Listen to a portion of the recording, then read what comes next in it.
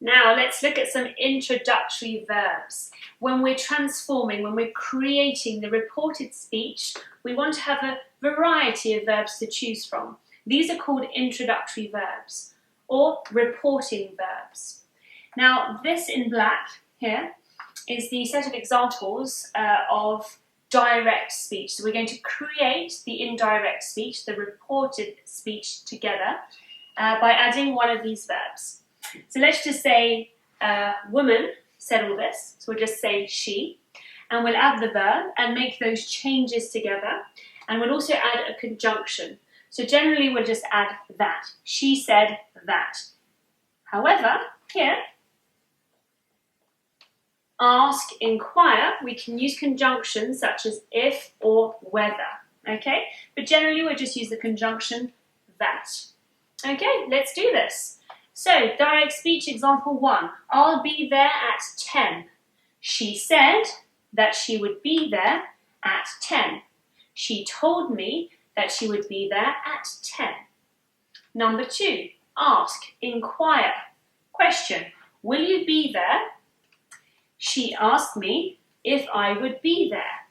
She inquired whether I would be there. Number 3. To add, to mention. So this is quite informal, it's just the direct speech. Oh, and I'll take the car. She then added that she would take the car. Or she then mentioned that she would take the car. The verb to explain or to answer. Well, you see, I thought it would be a good idea. She then explained that she thought it would be a good idea. Or we can add the conjunction here also. She explained that she thought that it would be a good idea. So here there's no conjunction. It's quite acceptable in the direct speech when we're speaking. However, if we want to do a proper grammatical exercise, it's best to just add the conjunction.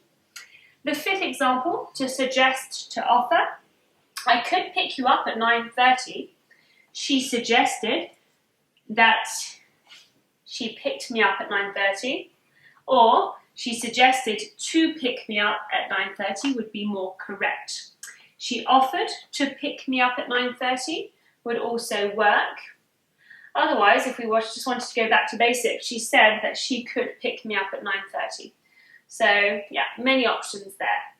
That's the good thing with the reported speech is that there isn't just one way of reporting someone's words. We've got lots of words to choose from.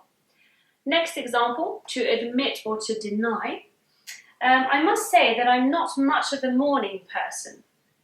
She admitted that she was not much of a morning person. So don't forget those changes there. The next one would be remind or insist. And don't forget your umbrella.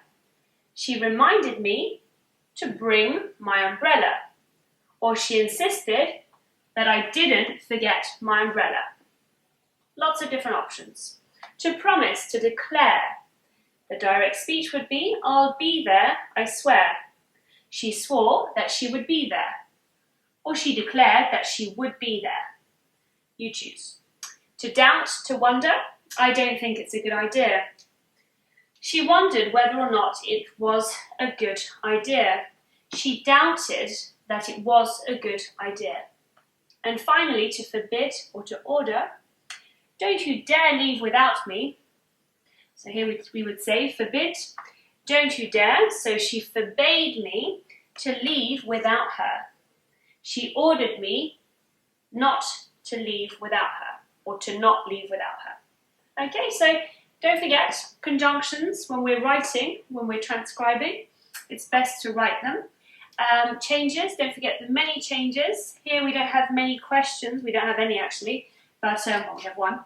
But don't forget to remove the question mark or exclamation mark actually in the indirect speech, sorry. Don't forget to remove the punctuation, the quotation marks here also in the reported speech. Now let's do a little recap of what we like to call here and now words. otherwise known as expressions of place and time. Now, I've put other here simply because there are some words that without a context seem misplaced. So I've put other, but we are referring to place and time here. So these words that change when creating a reported speech. So when we're going from a direct speech to integrating it into our own sentences or sentence, hence becoming a reported speech. So here are the words that change. Here becomes there, this becomes that, these become those, now becomes then, next week, the following week, last month, the previous month, or the month before. You can choose here, you have two options. Yesterday, the day before, and tomorrow, the day after. What happens if I already have one of these words in my direct speech? Well, I will just simply use the same words in the direct speech as in the reported speech. So, for example, someone says to you, let's meet there.